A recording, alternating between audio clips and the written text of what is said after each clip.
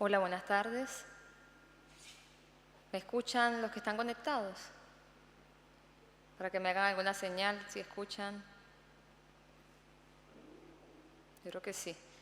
Bueno, buenas tardes.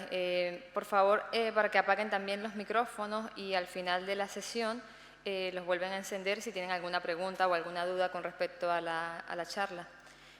Bueno, mi nombre es Marian Rincón, yo soy médico especialista en nefrología, adjunta al servicio de nefrología de este hospital y responsable de la consulta de enfermedad renal crónica avanzada. El día de hoy vamos a hablar sobre la enfermedad renal crónica y vamos a hacer un poco una actualización sobre el tratamiento de la misma.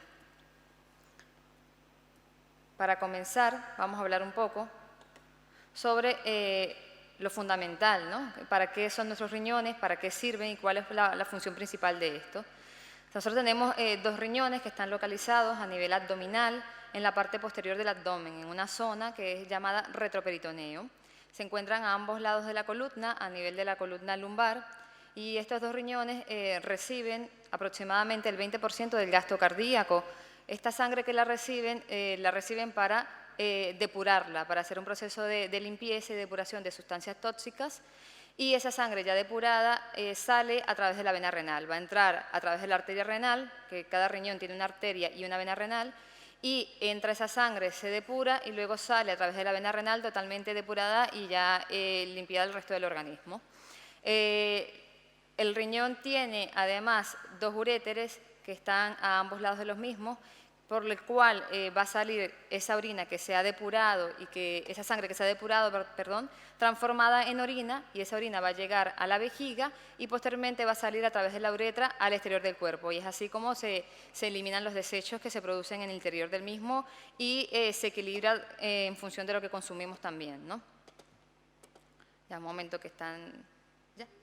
¿Sí? Vale. ¿Cómo lo hace? ¿Sí? Para llevar a cabo esta función, cada riñón está constituido por 1.000.000 de estructuras llamadas nefronas. Esta nefrona es la unidad funcional del riñón. Cada nefrona está formada por un glomérulo y un túbulo. El glomérulo es este que ven acá, es la unidad filtrante, el elemento filtrante que se va a encargar de extraer de la sangre el 20% del plasma para hacer todo este proceso de limpieza y depuración. Y luego tenemos el túbulo, que es el elemento del procesado, que es todo esto que ven acá, que se ve bastante enmarañado de forma compleja. Pues el túbulo es el encargado de hacer el procesado y va a añadir a la orina lo que el glomérulo no haya podido filtrar, va a recuperar lo que se haya filtrado pero que no se quiera perder, y finalmente va a ajustar las cantidades de agua, de sodio, de potasio, de cloro, de magnesio a las que se han ingerido para mantener un balance y para mantener un equilibrio dentro del interior de nuestro organismo. Pero claro, los riñones no solamente se encargan de filtrar y desintoxicar y eliminar los productos de desecho. Los riñones tienen muchas más funciones. Sus funciones van más allá de la simple limpieza y depuración de sustancias tóxicas. Los riñones se encargan también de regular la presión arterial, y eso lo hacen a través de un sistema llamado sistema renina-angiotensina-aldosterona.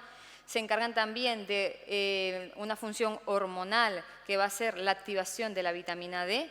La regulación es importante la activación de la vitamina D, porque como sabemos la vitamina D es esencial para mantener un equilibrio óseo y mantener los huesos calcificados y evitar que ese calcio se salga del hueso y se vaya a las arterias. También va a regular la eritropoyesis a través de la producción de eritropoyetina, y de esa manera va a estimular los glóbulos rojos para mantener niveles de hemoglobina adecuados en nuestro cuerpo.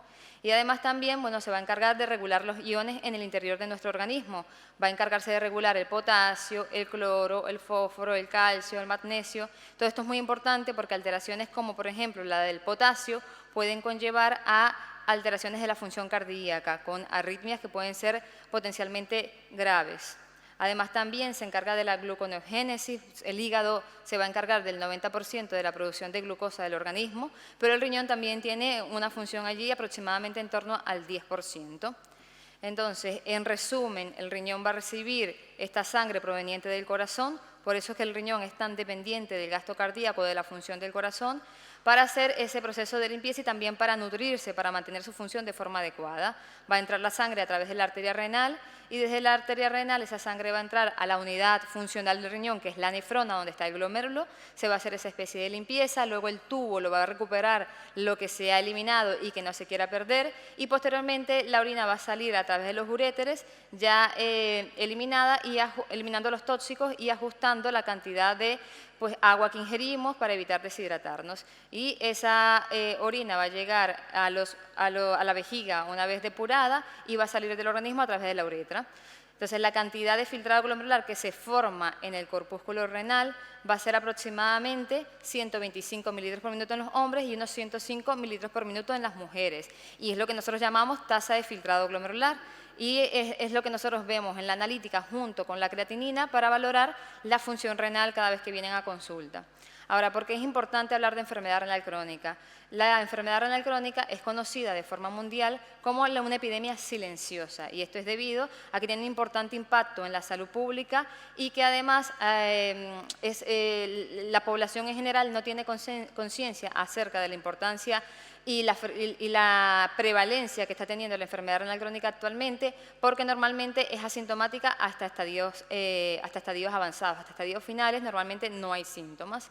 A nivel mundial, según los últimos estudios que se han realizado, se ha visto que aproximadamente 759 personas por millón de población están recibiendo actualmente terapia renal sustitutiva. Y además la enfermedad renal crónica, además de estar aumentando en prevalencia, sabemos que se relaciona con mayor incidencia de enfermedad vascular. Y además también, a medida que progresa la enfermedad renal crónica, el paciente puede llegar a necesitar diálisis y trasplante renal con las consecuencias que esto o con lo que podría implicar, ¿no? Tanto a nivel del sistema sanitario como a nivel personal para cada paciente. En España recientemente el análisis del estudio ENRICA ha situado la prevalencia de enfermedad renal crónica en torno al 15%. Esto previamente con otros estudios se había visto que la prevalencia era alrededor del 10%, es decir, que en los últimos años se ha visto un incremento de la prevalencia de la enfermedad renal crónica y según las predicciones parece que va en aumento y que probablemente en los próximos años este 15% vaya a ser un porcentaje mucho mayor. Se ha visto también que la prevalencia va a crecer en relación a la edad, es decir, a medida que aumenta la edad va a haber un mayor porcentaje de enfermedad renal crónica. Y según los datos que tenemos acá del Labonete de la Sociedad Española de Nefrología, el número de personas que alcanzan hemodiálisis, diálisis peritoneal o trasplantes se sitúa en torno a 64.600 personas, o sea que es una cantidad muy importante y es una enfermedad que va en aumento y que tiene implicaciones a nivel cardiovascular y que por eso es importante detectarla a tiempo e intervenir para intentar frenar sobre todo la progresión, ¿no? Ahora bien, ¿qué es la enfermedad renal crónica? ¿Cómo sabemos que tenemos enfermedad renal crónica? La enfermedad renal crónica está definida como la alteración de la estructura o de la función del riñón por un periodo mantenido superior a 3 meses y que además haya consecuencias para la salud. Y eso lo vamos a mirar a través de varios marcadores y entre ellos tendríamos en primer lugar el filtrado glomerular, que fue del que les hablé previamente, y definimos enfermedad renal crónica cuando hay un descenso del filtrado glomerular por debajo de 60 mililitros por minuto. Luego también tenemos otros marcadores de lesión o daño renal, como es la presencia de albuminuria o de proteinuria en la orina, ya que en condiciones normales no debería haber proteínas en la orina. Una persona en condiciones normales, lo máximo de cantidad de albúmina que puede tener en la orina es 30 miligramos al día. Cuando esta cantidad de albuminuria o de proteinuria aumenta, ya es un marcador de daño renal y este marcador de daño renal además se relaciona con progresión de enfermedad renal y con también incremento del riesgo cardiovascular. Luego hay otras alteraciones que podemos determinar por medio de otras técnicas como serían las alteraciones propias de una biopsia renal. Cuando ya hay alteraciones histológicas compatibles con daño renal, hay diagnóstico de enfermedad renal crónica. Alteraciones en el sedimento urinario como la presencia de sangre, que nosotros llamamos microhematuria de origen renal, eso también sería un criterio para hablar de enfermedad renal crónica.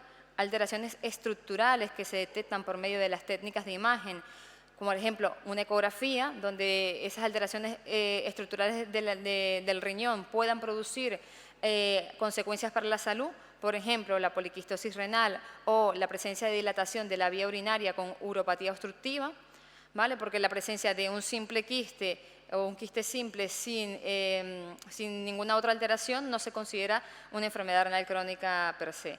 Luego, trastornos hidroelectrolíticos o de otro origen de tipo tubular, como las acidosis tubulares, eso también es diagnóstico de enfermedad renal crónica, y la presencia de un trasplante renal. Entonces, es importante destacar que con uno de los dos criterios mantenidos durante más de 3 meses ya tenemos el diagnóstico de enfermedad renal crónica. Ahora, ¿cómo se clasifica la enfermedad renal crónica? Que siempre en la consulta pues le hablamos de los estadios. Estás en el estadio 3, estás en el estadio 4, en el estadio 5. ¿Qué tenemos en cuenta? Nosotros para la clasificación de la enfermedad renal crónica, como pueden ver en esta tabla, miramos lo que es el filtrado glomerular. Y el filtrado glomerular, en función de cuánto vaya cayendo, va catalogando al paciente en los diferentes estadios. Desde el G1, cuando el filtrado glomerular es mayor a 90, hasta el G5, cuando el filtrado glomerular es menor de 15. Entonces, por eso siempre les explicamos, a medida que avanza el estadio, es decir, a medida que vamos de G1, G2, G3, G4 y G5, pues el daño renal es mayor y la tasa de filtrado glomerular es menor. Ya en estadio 5, la tasa de filtrado glomerular está por debajo del 15%. Pero no solamente miramos el filtrado glomerular, sino que también vemos la presencia de albuminuria. Ya que, como les decía, la albuminuria es un factor de riesgo tanto de progresión renal como de enfermedad cardiovascular. Entonces, la albuminuria se clasifica en 3 estadios en función del grado de albuminuria o de pérdida de albúmina por la orina que tengamos, desde la 1 hasta la 3. Los valores están en la diapositiva y lo importante de este cuadro con colores es que resaltar que a medida que tengamos mayor estadio o menor filtrado glomerular y mayor cantidad de proteinuria, que serían todo lo que está de color rojo, pues hay un incremento del riesgo relativo ajustado para 5 eventos, que son mortalidad global, mortalidad cardiovascular, la presencia del fracaso renal tratado con diálisis o trasplante, la presencia de fracaso renal agudo y la propia progresión de la enfermedad renal crónica. Por eso es muy importante los controles periódicos que realizamos en la consulta para intentar determinar si ha habido algún factor agravante que precipitara la progresión y tratar de utilizar los fármacos y las modificaciones en el estilo de vida para frenar la progresión de la enfermedad renal crónica y disminuir todo lo que tiene que ver con estos riesgos para todos estos eventos que les he mencionado. Entonces, ¿cuáles son las causas de la enfermedad renal crónica? Es importante tener claras las causas porque la mayoría de las causas de enfermedad renal crónica son causas potencialmente reversibles, son causas que se pueden prevenir siempre que se tenga un estilo de vida saludable. Según los datos del registro de la Organización Nacional de Trasplante y la Sociedad Española de Nefrología, las causas más frecuentes de enfermedad renal crónica serían, en primer lugar, la nefropatía diabética, en segundo lugar, la enfermedad vascular aterosclerótica o la nefroangiosclerosis, que esto es secundario a hipertensión arterial.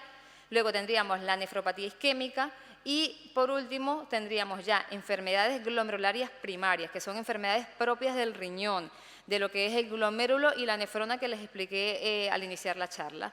Entonces, ¿qué hay detrás de la nefropatía diabética y qué hay detrás de la hipertensión arterial? Pues la mayor proporción de las causas de diabetes, que es la diabetes tipo 2, y la mayor proporción de hipertensión arterial es causada por malos hábitos de vida, por una mala alimentación, el consumo de productos procesados, el consumo de grasas saturadas, el consumo de alcohol, tabaco, el sedentarismo, la inactividad física. Entonces, es muy importante tener conciencia de que estas son las principales causas porque son potencialmente reversibles y si llevamos un estilo de vida saludable podemos prevenir esta enfermedad. Luego, ¿cuáles son los síntomas de enfermedad renal crónica? Y esta es la cara que ponen muchos pacientes cuando se enteran que tienen enfermedad renal crónica, porque claro, se preguntan, si yo no siento nada, ¿cómo es posible que tenga enfermedad renal crónica? Y esto es así porque, bueno, los riñones son órganos muy nobles, son órganos que ellos van compensando a medida que va cayendo el filtrado, van haciendo mecanismos compensatorios para mantener un equilibrio interno y claro, la enfermedad renal crónica es asintomática en estadios iniciales y no es hasta estadios finales cuando empiezan a haber síntomas, cuando empieza a dar la cara a la enfermedad. Entonces, los primeros síntomas que puede haber cuando la función renal está mínimamente alterada, cuando hay una afectación del filtrado glomerular en torno al 70%, pues es que el paciente no tiene síntomas, pero cuando cae por debajo del 70%, cuando ya empezamos al 50, 40%, pues hay poliuria y nicturia. Eso quiere decir que el paciente tiene mayor necesidad de ir al baño a orinar y además que se levanta mucho en la noche a orinar. Y estos son los primeros síntomas, los primeros indicios de decir que hay algo en el riñón que está pasando y que está alterando la función, ¿vale? Luego, cuando el filtrado glomerular cae mucho más, aproximadamente por debajo de 30 mililitros por minuto, eso es cuando yo les digo, tienen una función en torno al 30%, pues en ese momento es cuando va a aparecer ya síntomas progresivos relacionados con la acumulación de toxinas que el riñón se encarga de eliminar, toxinas como la urea, y puede producir sensación de falta de apetito, sensación de náuseas, debilidad, cansancio, afectación de la concentración.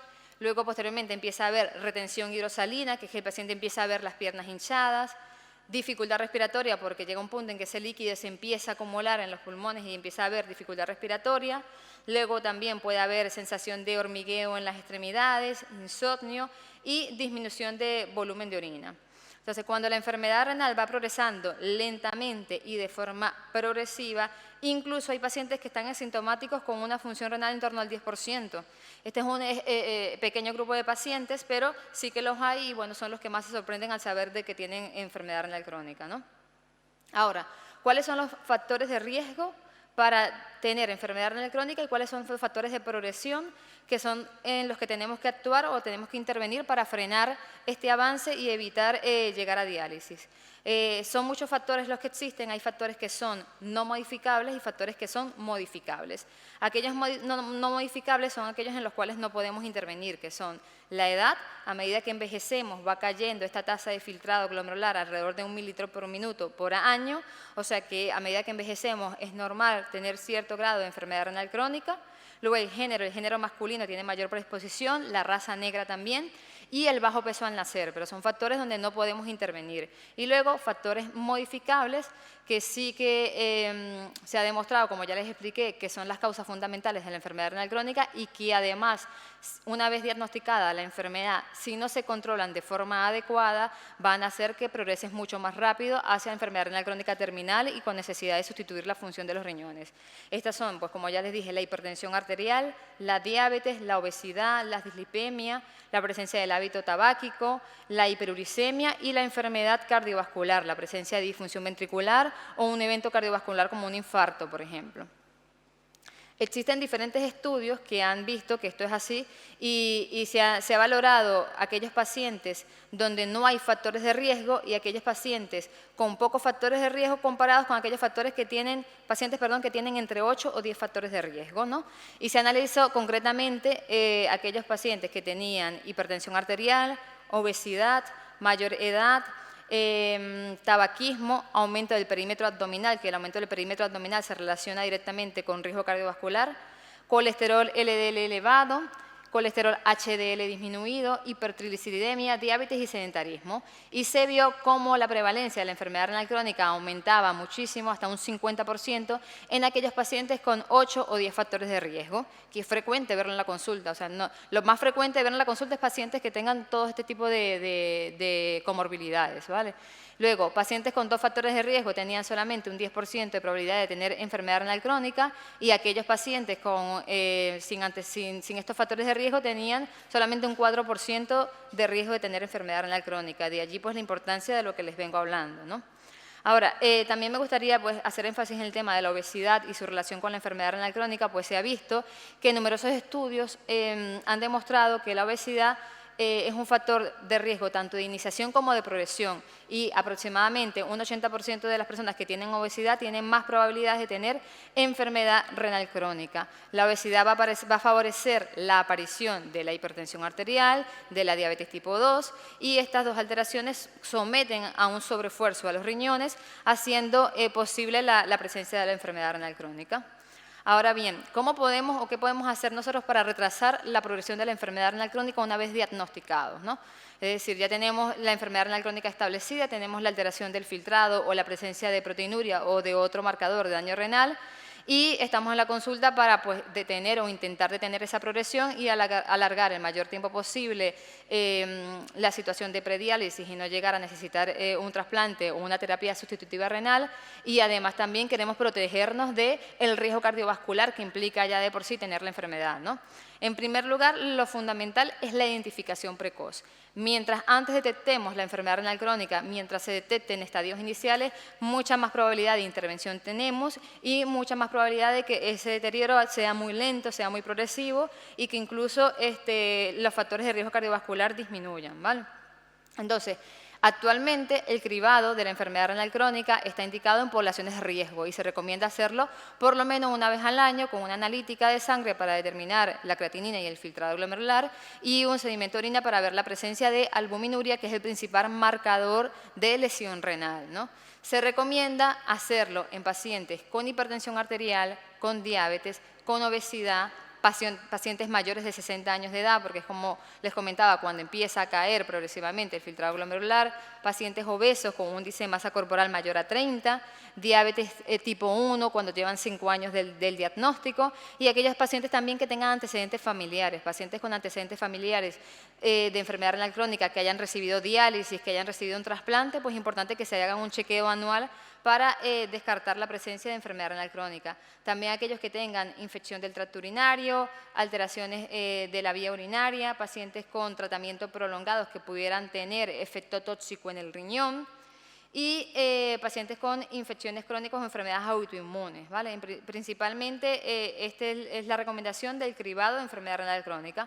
Una vez que detectemos de forma precoz, pues tenemos que empezar con las medidas generales.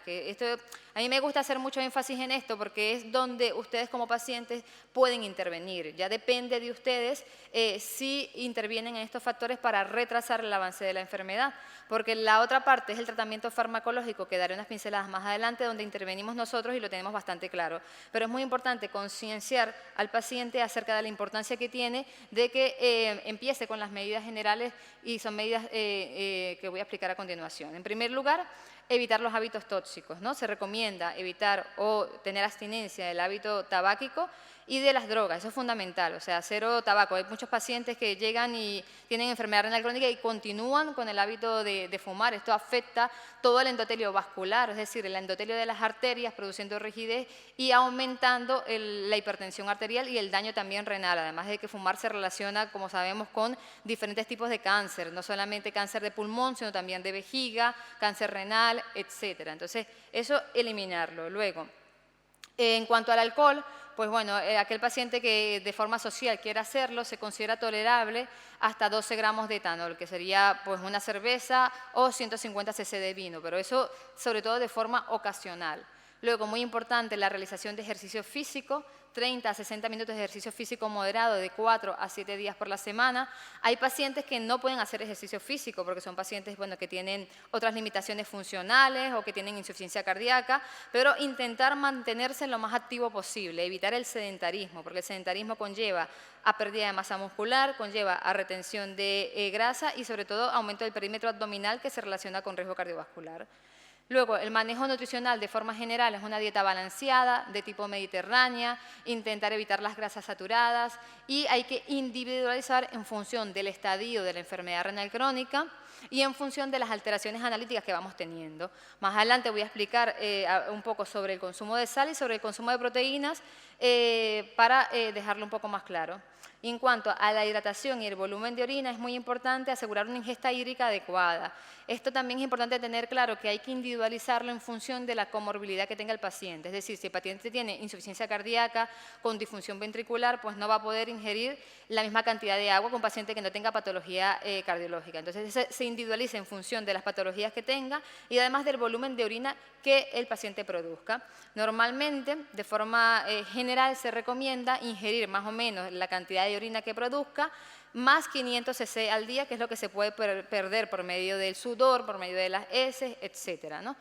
Entonces, siempre la ingesta de agua es individualizada y lo que es importante es evitar la deshidratación, sobre todo en épocas de calor, donde tendemos a deshidratarnos por esos aumentos de temperatura.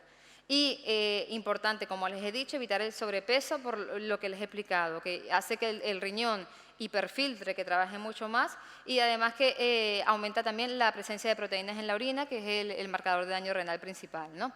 Entonces, en cuanto a estas medidas de alimentación, yo quise hacer énfasis sobre todo en 2 puntos, porque el resto de los puntos se explicó ya en la charla que dieron mis compañeras, las enfermeras que están conmigo en la unidad y que son las que se encargan de hablar detalladamente con cada paciente sobre las recomendaciones alimenticias de la enfermedad renal crónica, pero sí me gustaría hacer énfasis en estos 2 que son muy importantes. En primer lugar, la ingesta de sal, que, bueno, está recomendada una ingesta de sodio menor de 2 gramos al día, que equivale a 5 gramos de sal. Recordar que sal y sodio no es lo mismo. Cada gramo de sal contiene aproximadamente 400 miligramos de sodio. Y nosotros no solamente ingerimos sal a través de la sal de mesa, la sal que se agrega a las comidas, sino que también la sal está presente en otros alimentos y normalmente viene etiquetado en la etiqueta nutricional en forma de sodio. Entonces, normalmente, como les recomendaba, como les decía, se recomienda una ingesta de 2 gramos de sodio al día. Eso quiere decir que si ustedes quieren ser un poco rigurosos al momento de la alimentación y quieren mantener esto muy controlado, pues ustedes pueden ver la información nutricional de cada alimento y se van a la parte posterior donde hablan del sodio. Y esa tabla nutricional te va a hablar de la cantidad de sodio que tienes por 100 miligramos y por ración. Tienen que mirarlo muy bien porque no es lo mismo consumir una ración que normalmente no son 100 miligramos a consumir los 100 miligramos del producto. Entonces van a la parte posterior, allí les dice el contenido de sal o de sodio que tiene y van llevando un registro más o menos de lo que consumen. De todas maneras, yo lo que les recomiendo a los pacientes es evitar todos aquellos productos que vienen procesados, embutidos, enlatados, congelados, porque son productos que tienen aditivos y que tienen mayor cantidad de sal para hacerlos agradables al sabor. Entonces, mientras más natural posible coman, mucho mejor porque no van a tener esa sal oculta en los alimentos. ¿Por qué es importante el control de la sal? Bueno, es importante porque previene la retención hidrosalina, es decir, la retención de líquido y la formación de edemas. Además, también ayuda al control de la presión arterial y también facilita a que los fármacos que nosotros utilizamos con beneficio cardiovascular y para controlar la pérdida de proteína por la orina hagan el efecto de forma correcta. Entonces, es fundamental el control de la ingesta de sal. Luego, en cuanto a la dieta de restricción proteica, también es otro punto que me gustaría hacer énfasis porque muchos pacientes, cuando llegan a la enfermedad renal crónica avanzada, por miedo, por desconocimiento o sobre todo por eso, pues tienden a irse al exceso, al otro lado, y eliminan totalmente el consumo de proteínas. En eso hay que tener mucho cuidado porque el consumo de proteínas es necesario, incluso teniendo enfermedad renal crónica, porque si no, perdemos masa muscular y está relacionado a fragilidad y a mayor eventos, caídas y muchas más complicaciones también a nivel sistémico. Entonces, es importante tener una masa muscular adecuada, es importante evitar la desnutrición y para eso se recomienda una restricción moderada en la ingesta de proteínas. Eso quiere decir que no hay que eliminar el consumo de proteínas. Me llegan pacientes y me dicen, yo no como carne, no como pollo, no como huevo, entonces ¿qué comes? ¿Cómo te alimentas? ¿Cómo te nutres? ¿No? La proteína es fundamental para la función muscular y para la función de la célula. Entonces es importante evitar restricciones excesivas. Entonces se recomienda entre 0,6 a 0,8 gramos por kilo de peso.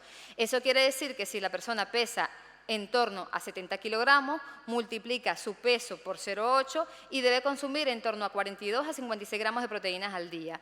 Eso no quiere decir que no puedas comerte 100 gramos de pechuga de pollo, porque no es lo mismo el peso neto del alimento a la cantidad de proteínas que contiene el alimento. Entonces, ahora en internet hay mucho material disponible y ustedes pueden buscar cuánta cantidad de proteína tiene cada 100 gramos de alimento. Y, por ejemplo, en la tabla, en esta gráfica que les puse fuentes de proteína animal y de proteína vegetal. Y pueden ver cómo por 100 gramos de pechuga de pollo hay aproximadamente 25 gramos de proteína. Entonces, si pueden comer pechuga de pollo, si pueden comer huevos, si pueden comer carne, lo que pasa es que hay que saber la cantidad y la frecuencia con que comerla. ¿Por qué hacemos la restricción proteica en enfermedad renal crónica avanzada? La restricción proteica es importante porque tiene efectos renoprotectores. Se ha visto además que también favorece el efecto de los fármacos antiproteinúricos. Entonces, el tener la dieta hipoproteica o controlada con una restricción de proteínas moderada va a retrasar la progresión de la enfermedad renal crónica aproximadamente en 0,5 mililitros minutos al año. Entonces, es un factor muy importante que sí se ha utilizado para retrasar y que está demostrado que retrasa la progresión, pero que no podemos irnos al otro extremo para evitar desnutriciones. Entonces, siempre tener en cuenta eso. Luego, ¿qué fármacos renoprotectores y antiproteinúricos tenemos, ¿no?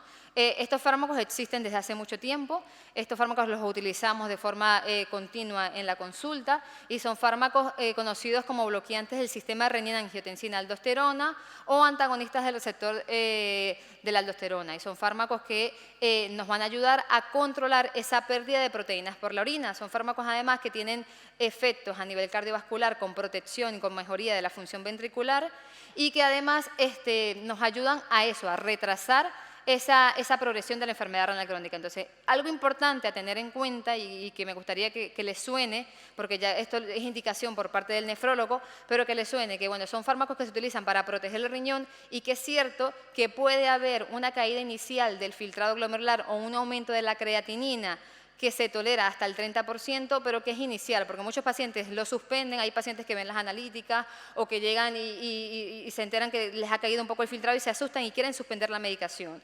Nosotros sabemos hasta qué momento vamos a mantener la medicación y hasta qué momento va a ser beneficioso, porque a la larga esta caída del filtrado glomerular no es significativa y lo que se ve a largo plazo es que esto se regula y que se retrasa la progresión de la enfermedad renal crónica. Entonces, es importante saber que puede pasar que haya discreto empeoramiento de la función del riñón, pero que a la larga va a ser beneficiosa y que es importante mantenerlo, ¿vale? Luego, la medicación antihipertensiva es fundamental porque va a tener un triple efecto, va a permitir controlar la presión arterial para evitar esta rigidez en las arterias y que se incremente el riesgo tanto a nivel cardiovascular como a nivel renal, va a reducir el riesgo, como dije, el riesgo de complicaciones cardiovasculares, el riesgo de un infarto, el riesgo de un accidente cerebrovascular y va a retrasar la progresión de la enfermedad renal crónica. Esto lo hacemos normalmente con este tipo de fármacos que les hablé.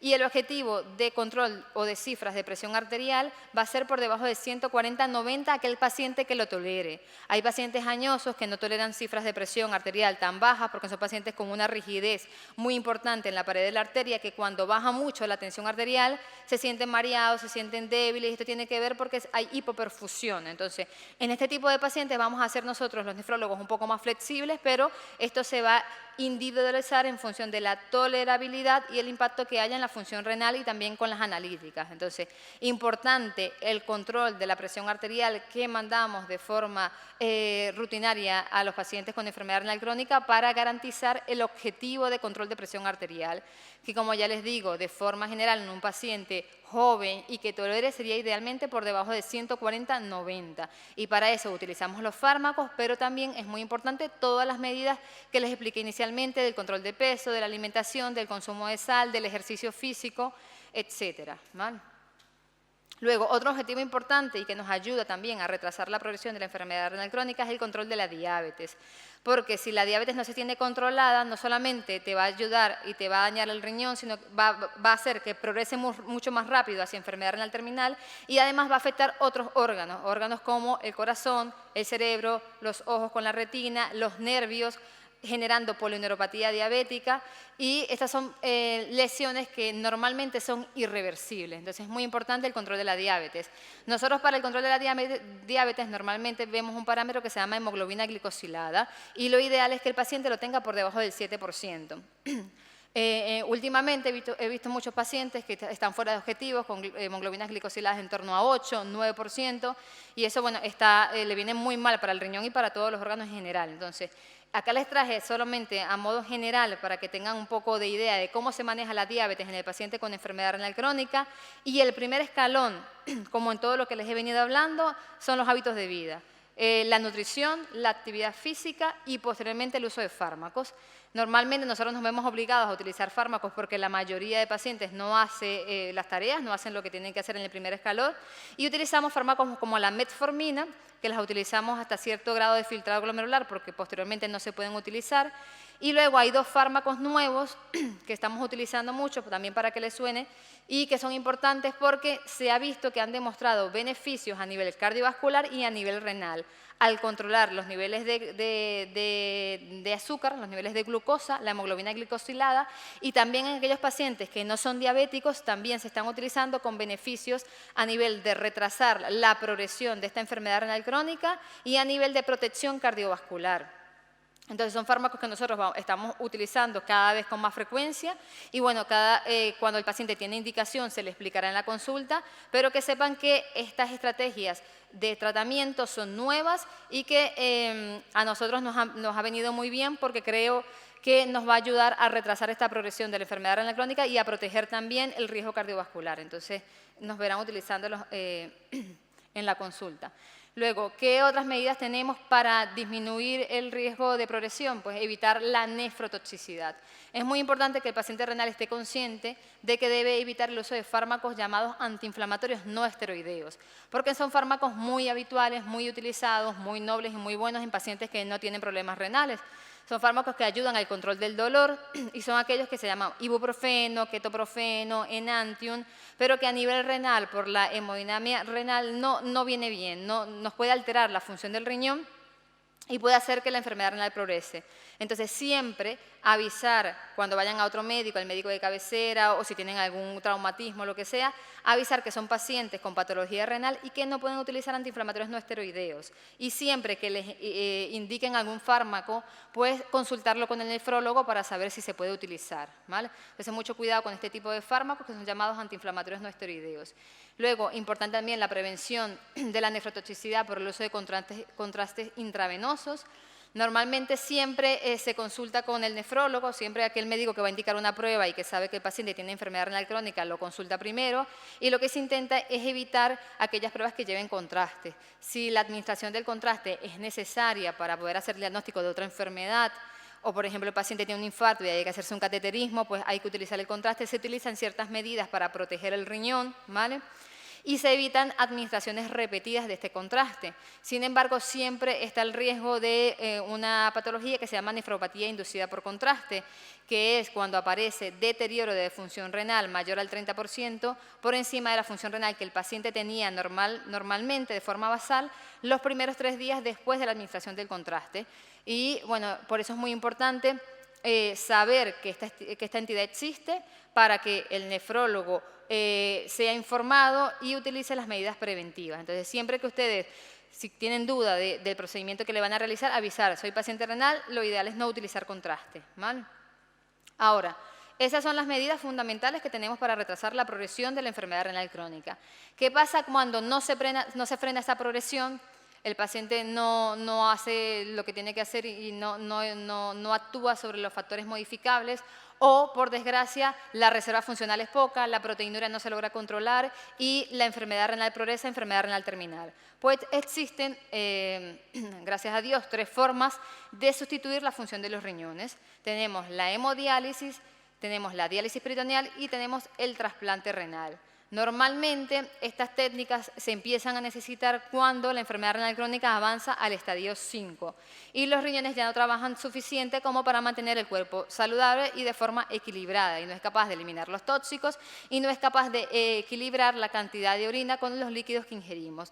En ese momento, pues ya en estadio 5 y con síntomas, pues hablaríamos de cómo sustituir la función de los riñones. Entonces, de modo muy superficial, porque no es el objetivo de la sesión, pues la hemodiálisis, saben que es una técnica que principalmente es una técnica hospitalaria, que se hace a través de un acceso vascular, es decir, necesitamos intervenir al paciente para hacer una fístula arteriovenosa, o en el caso de que no tengamos la fístula arteriovenosa, se pone un catéter de un calibre importante para poder extraer la sangre, pasarla por una máquina de diálisis, limpiarla y devolver esa sangre al cuerpo. Este procedimiento normalmente se hace 3 veces por semana, pero también en algunos pacientes está la opción de hacerse hemodiálisis domiciliaria, o sea, en su propio domicilio.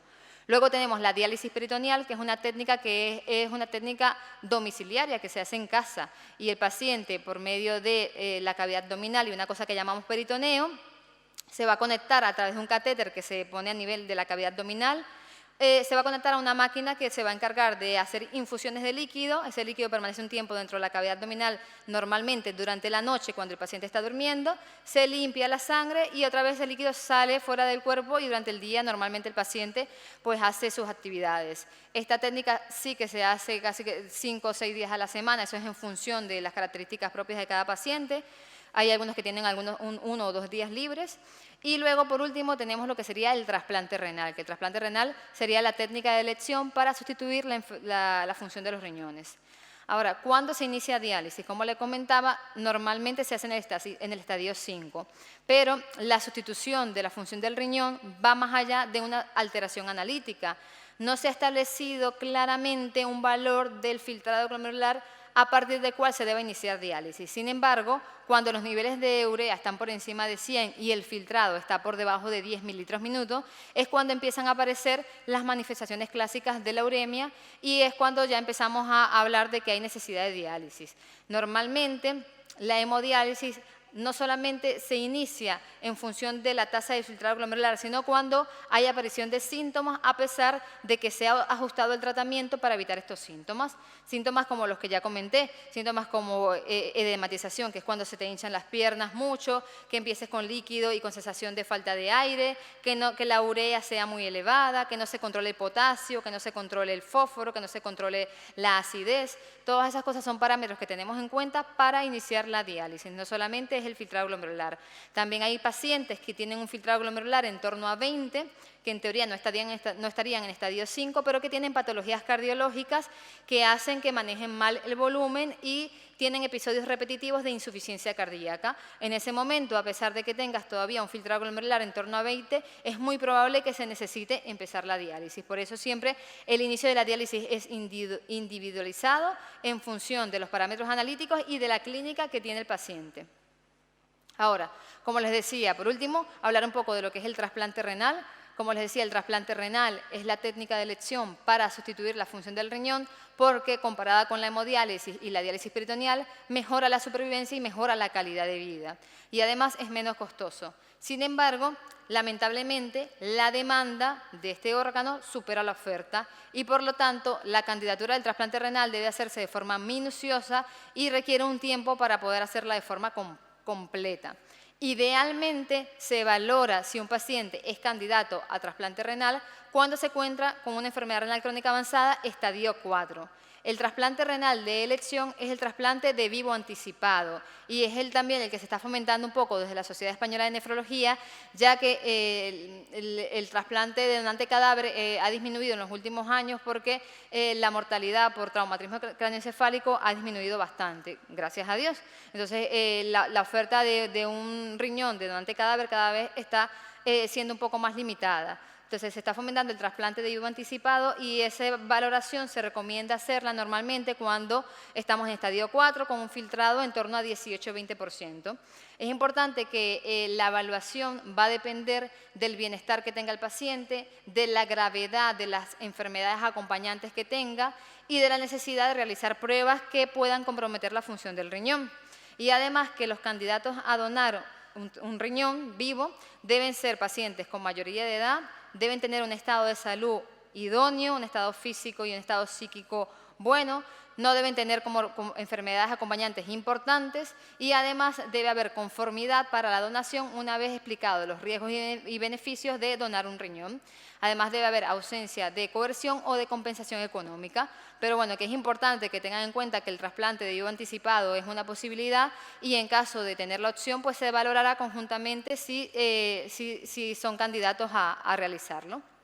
Y por último, pues bueno, resumir la importancia que tiene la consulta de la enfermedad renal crónica y volver a insistirles en que la enfermedad renal crónica es un factor de riesgo de enfermedad cardiovascular y que es independiente incluso de otros factores, o sea, es independiente de tener hipertensión arterial, de tener dislipidemia, de tener obesidad, ya el hecho de tener enfermedad renal crónica aumenta el riesgo cardiovascular. Y además, alcanzar mayores estadios dispara aún más el riesgo. A nivel mundial, como les hacía énfasis, la enfermedad renal crónica va en aumento y por cada una de las personas que reciben diálisis o ha recibido un trasplante de riñón, hay 100 personas que están en un estadio temprano de enfermedad renal crónica y que si esas personas se diagnosticaran y se trataran a tiempo, disminuiría el riesgo de enfermedad renal crónica avanzada y de estas complicaciones de las que les he hablado. Además, por el mismo importe en el que se interviene una persona de diálisis o trasplante, se podrían tratar 10 personas en fases iniciales de la enfermedad renal crónica y si fomentamos hábitos de vida saludables, diagnóstico precoz de la enfermedad renal crónica, se podría mejorar la calidad de vida de todos los pacientes y fomentar la sostenibilidad del sistema sanitario. Así que es fundamental tener conciencia de la importancia de la enfermedad y sobre todo de que hay un porcentaje que tienen los pacientes de participación en su salud, que es muy importante para prevenir todas estas complicaciones, ¿vale? Y bueno, esto fue todo de la sesión. Si tienen preguntas, pueden abrir los micrófonos y realizarlas.